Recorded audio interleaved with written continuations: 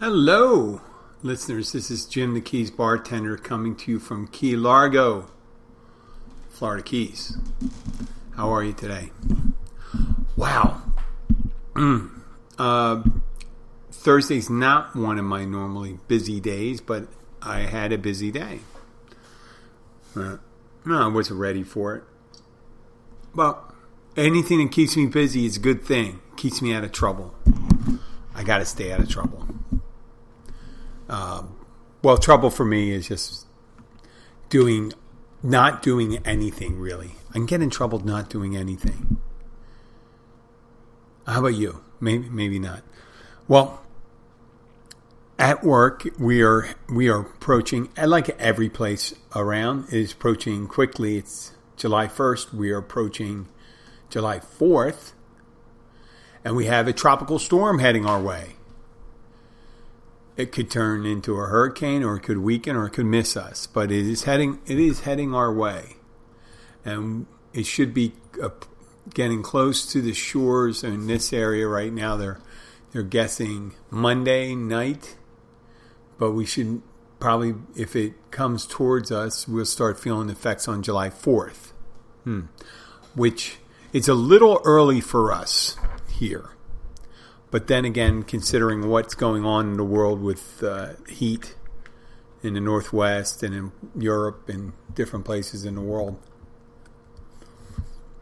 not surprised whatsoever that there is a sizable storm heading our way. So, toying with the ideas of whether to put up the storm shutters. I'm thinking as I'm speaking right now, I'm looking out our window of my house, and I'm thinking, what do I need to put up? I can put the side windows up, and maybe on one side of the house, and that'll save me 40% of the work. My biggest problem, and I finally figured it out, was the ones on the front of the house. We have these old shutters, and they were numbered differently, and they were kind of like, I think they were, what do you call that when they were scrounged off other places, and they were put here, and they were resized. They're old school aluminum shutters that you have to screw in. You put a washer on, you have bolts above the window and below the window with a track, and you put those on. It keeps them. We don't have impact windows right here. That's a big thing right now, impact windows. But with that July 4th storm heading our way, we're just thinking whether people are going to be coming down here or not. It's already kind of busy. It's looking busy. The locals are hitting the stores, but they could be hitting the stores because they're getting ready for the storm. I have 3 days worth of food. I'm by myself here. I have enough for my dog. All I have to do is put some water in the tub, I guess, if I really need to. And we'll be set if anything catastrophic occurs. And catastrophic that has occurred here in South Florida. We had the collapse of that building. I didn't mention it in Sunrise, Florida, in Miami. It's amazing that, that was built before Andrew, when the building codes, but I guess the inspection criteria and the way they follow up and ask people to repair things, they may have failed in that. But I'm just speculating because we'll find out further. Well, we are working at the Catch, and I did a live show. Well, not a live show. I did a recording there at the Catch, but I posted about an hour and a half after the show was over. It went well. We're probably going to do it again. It is a pain in the butt just to load the equipment and get set up, but after that, it's really not that difficult. I actually packing away, come back, and doing the things I have to do. I realize the reason I like doing a live show is because I can put the description of what the show is going to be and just go ahead and do it. but it doesn't always turn out what the way you expect it to be. And for podcasts, like an interview, people were asking, who were the two guests I had, Jeff and Casey, on the show, two of my regulars. They're asking me what should we study up on, what should we do, and I said I'm not gonna tell you. We're gonna just talk about the catch and the general ambience of the place and things like that, because I haven't done it in a while, and I'm not gonna do it each time. We'll do a little segment talking about part of the menu and things like that. See if you find it interesting. Maybe you won't. But I like having the locals or visitors or my co-workers on. That being said, I work with closely with the owner and the owner's daughter, Molly, Kathy and Molly, and her friend, Molly's friend, Elizabeth. The two girls are I guess they're about 19 years old. Nice young ladies, really nice young ladies. Usually, you talk to a bartender and you're talking to a 19-year-old and stuff like that. There's a creep factor to that, but not in this case. This is more like, I guess, more of an older mentor and younger ladies right there. But Molly has a habit when she's asking me something, she uses a pen and acts like she's a reporter. She'll ask a question and then she'll hand it to me. And she's been doing that for a while. And this time, she came up and asked me if she's going to do a stupid question. I said, oh, really? Well, you know what? With the pen, I'm just going to record it. I'll use my recorder to see what question you're going to ask, and I can tell people this is the kind of stuff I go through at work. Here we go. What stupid question do you want to ask me? Is this going on the podcast? Is this going on the podcast? I don't know. You're going to better be a little dumber than that, okay? I'm here with Elizabeth and Molly. I was just going to remind you to tell me about to tell you about my dream because you were there. I'll tell you when everyone's gone, if you know what I'm saying. Is that it? It's about the bus. Yeah, about the bus going to... Don't let me forget. Molly, okay, hold on. This question is for Elizabeth. I've got some bartending questions. What garnish do you put in a Manhattan? Next question. A cherry. What's in a gin and tonic? Gin and tonic? Yeah, okay, good. What stupid question? Okay. Well, yeah, that's the kind of questions I get.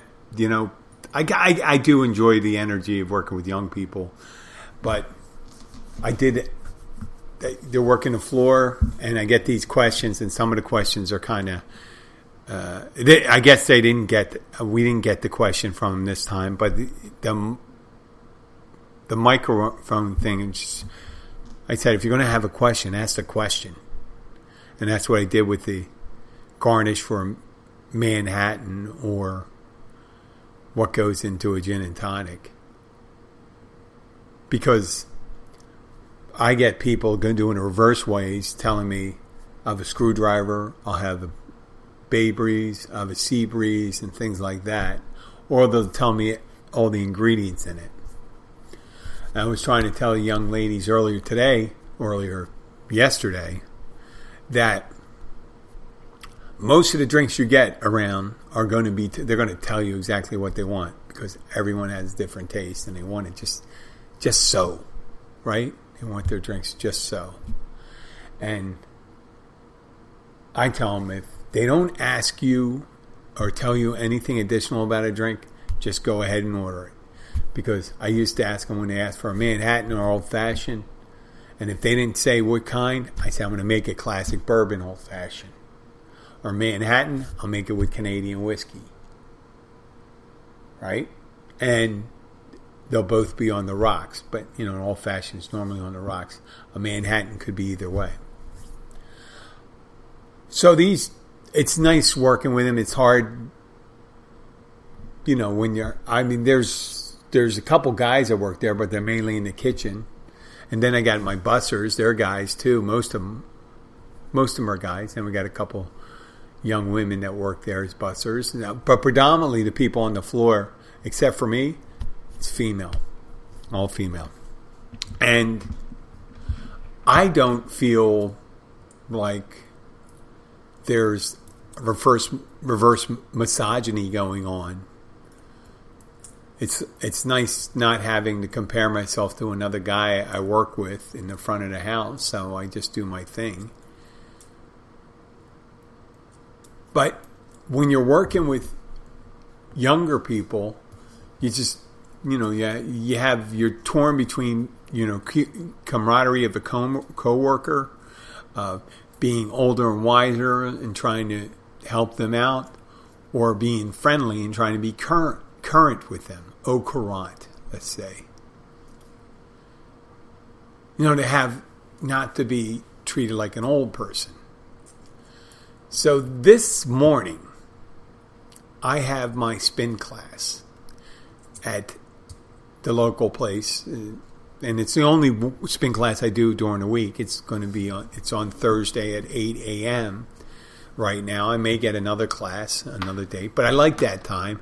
But the only problem right now is a lot of people aren't around for spin class, especially the holiday week. The locals who are, you don't get a lot of tourists that come into town looking for spin class. They're out doing all the water sports and stuff like that.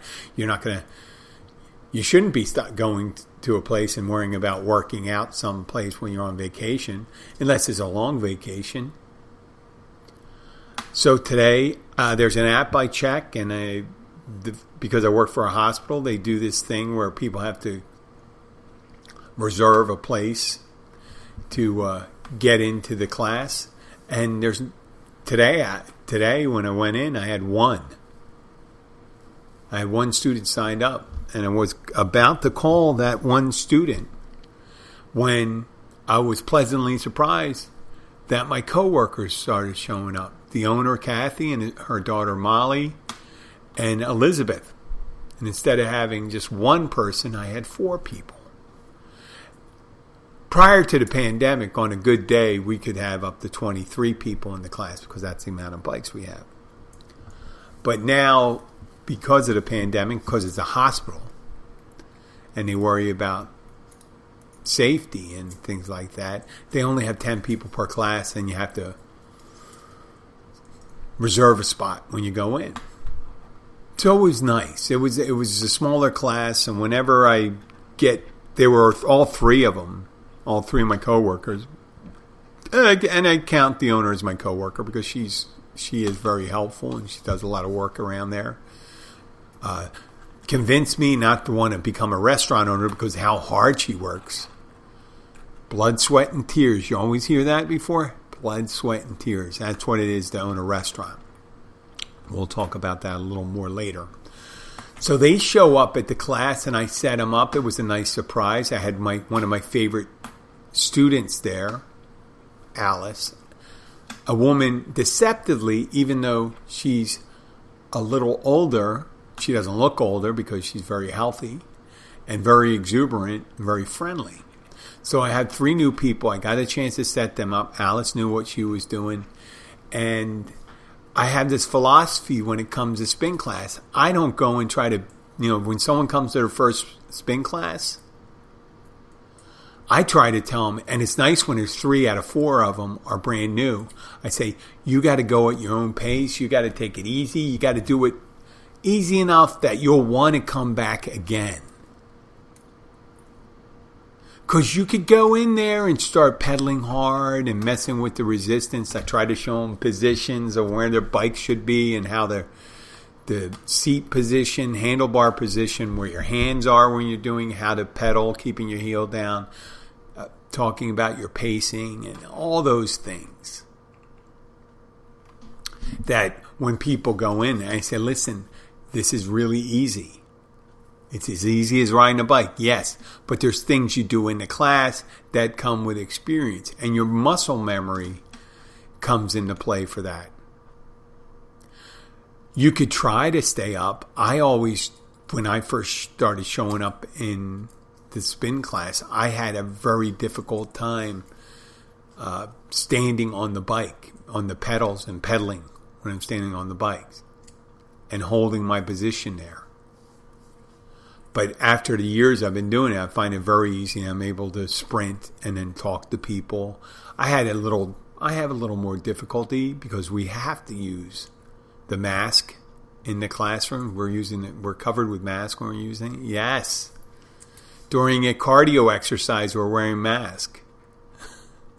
But I think that's just making me, I guess, more efficient user of my pulmonary system. So when they came in, I'm looking at them. I say, listen, my big thing is for you wanting to come back, getting the experience of it. So you're going to get a taste of it today. Pedal, for some of you may just feel like you're going to pedal. A little. You're not going to mess with the resistance, but there's a resistance knob. That's the brake.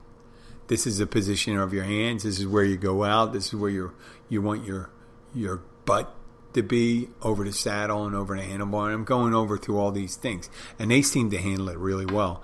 And then we ended up all going out to breakfast. That was really nice. So now I have some more converts to the spin class.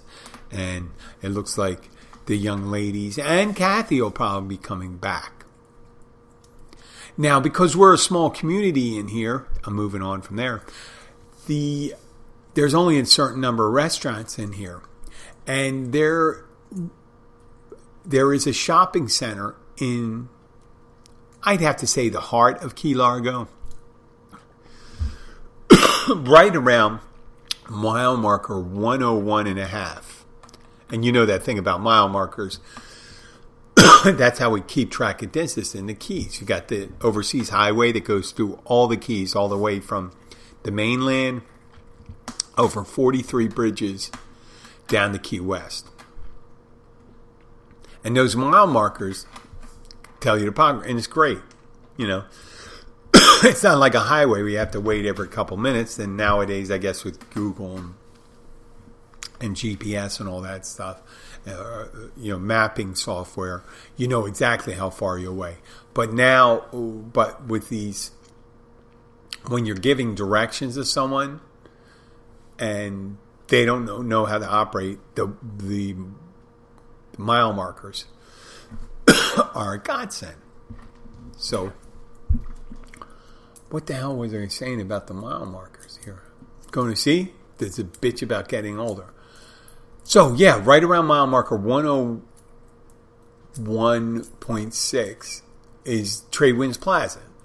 And that's a shopping center. It's a shopping center in the heart of Key Largo. It had a Kmart and a big supermarket, a couple, like a jewelry store, a couple clothing stores, a state Department of Motor Vehicles. It used to have a Radio Shack, has AT&T store there, and up until recently, it had 3 restaurants. And one of the anchor restaurants, the biggest, originally when I moved down here, it was a Payless shoe store, I think, something like that.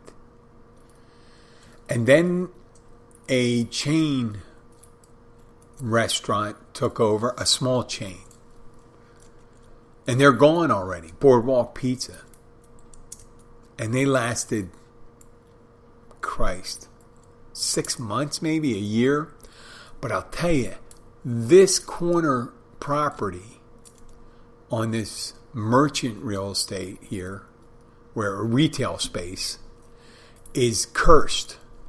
Because there's been 4 or 5 restaurants in the last, I'm going to have to say 4 years in the same place. Now, it was always a pizza shop because they had the big-ass pizza ovens.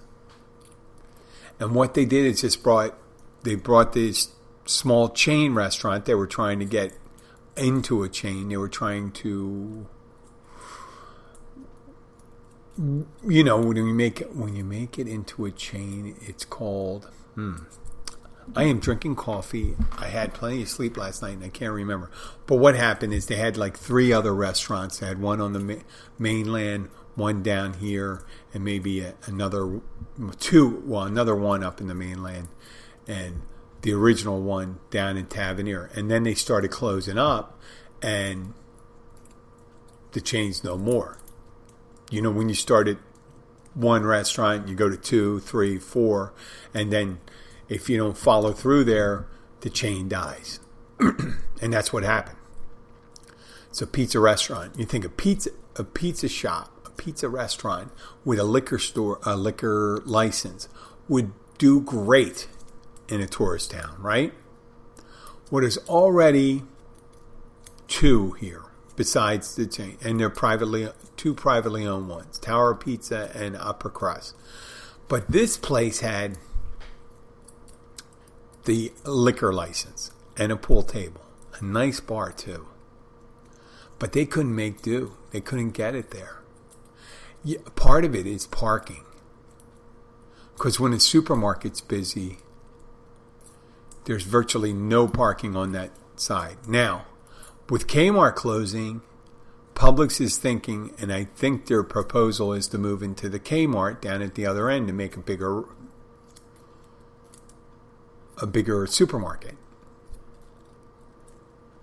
So that'll open things up depending on what they do with the store that they're vacating, which is next to it, which will give more parking spaces to the have it available. But it's going to quickly become, once again, there's always been, since retail, you heard me say this before, brick and mortar retail, it is not a growth area anymore. Maybe dollar stores and things like that makes a lot of sense with dollar stores.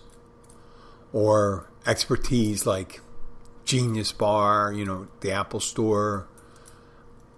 Radio Shack should have been a shoe-in, but they didn't. But Best Buy's still around because people need to see things and touch things. They have to be told things.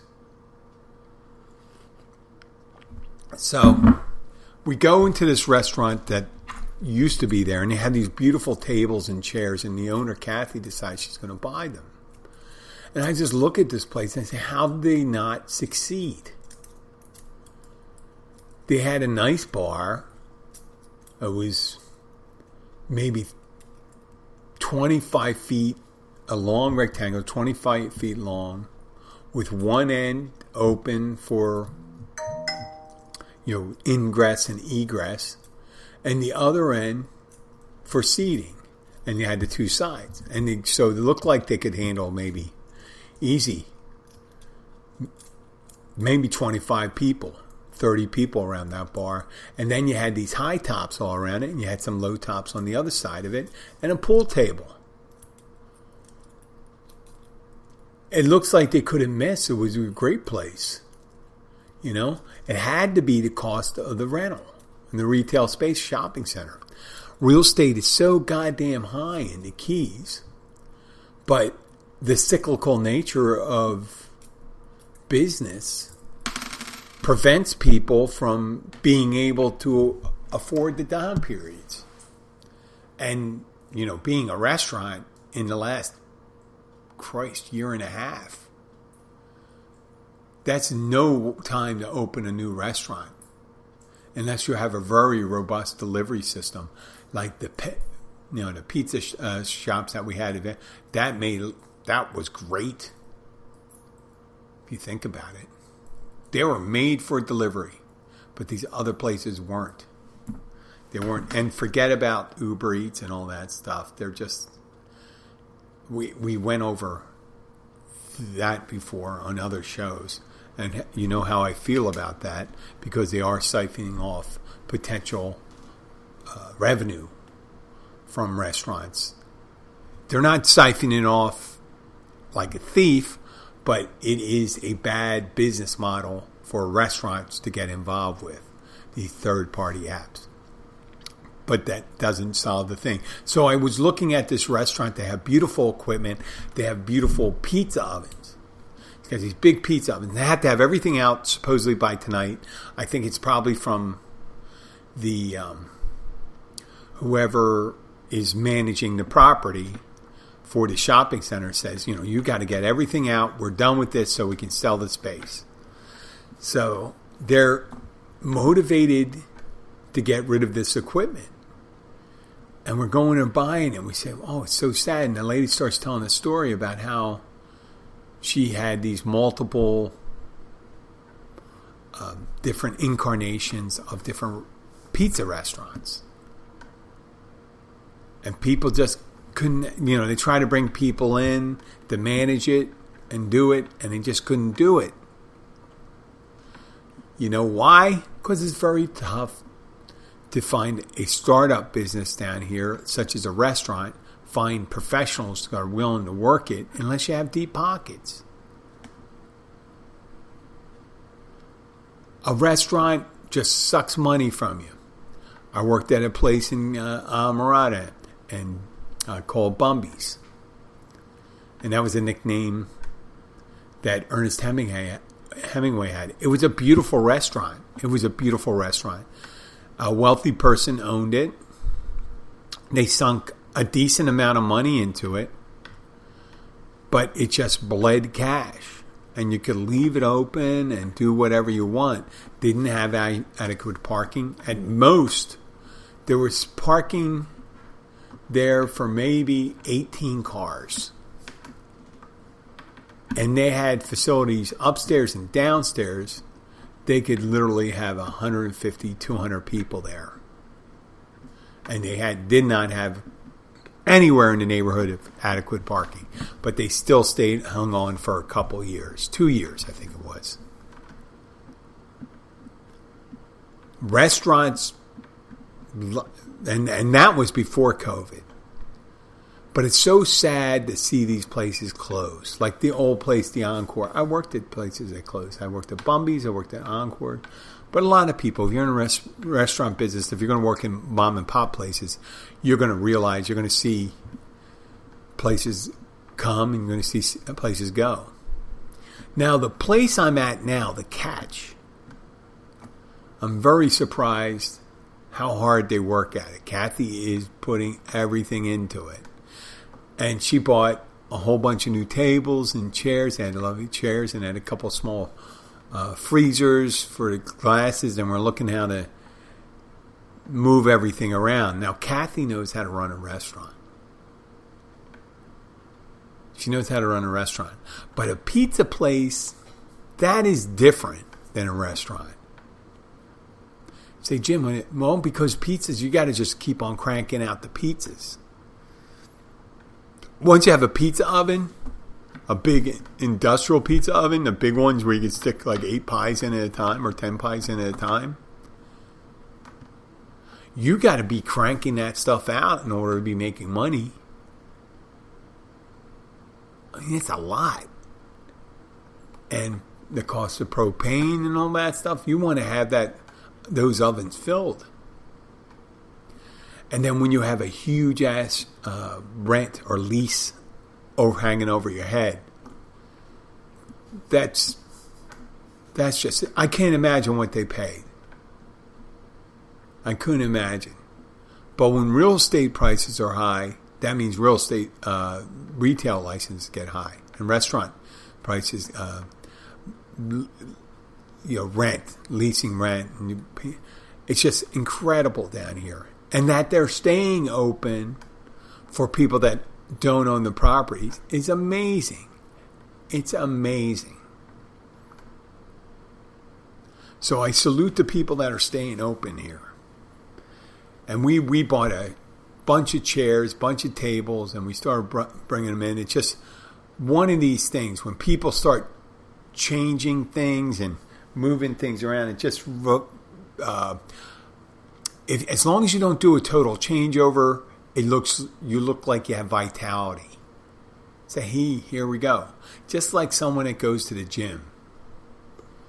They're trying to improve themselves. Whenever you put a new coat of paint, when you replace something, a lot of places don't do that. They don't do anything to change. And it may work for them. I mean, you got to keep things clean. You got to keep things up to date. But if you're popular already, it kind of makes sense not to change. If you focus on, and there's a couple fine dining places down here that just focus on just having a couple people in there. They just charge out the wazoo for their meals. Well, we're at 30 minutes. My ass is dragging now. I do not know why. I do appreciate you for listening. It is, it's like someone gave me a sleeping pill. I want to thank you for listening. If you do like the show, please share your show with your friends and family. We're on Instagram. No, we're not. Am I on Instagram? I'm on Instagram, Twitter, and Facebook as Keys Bartender. Keys Bartender.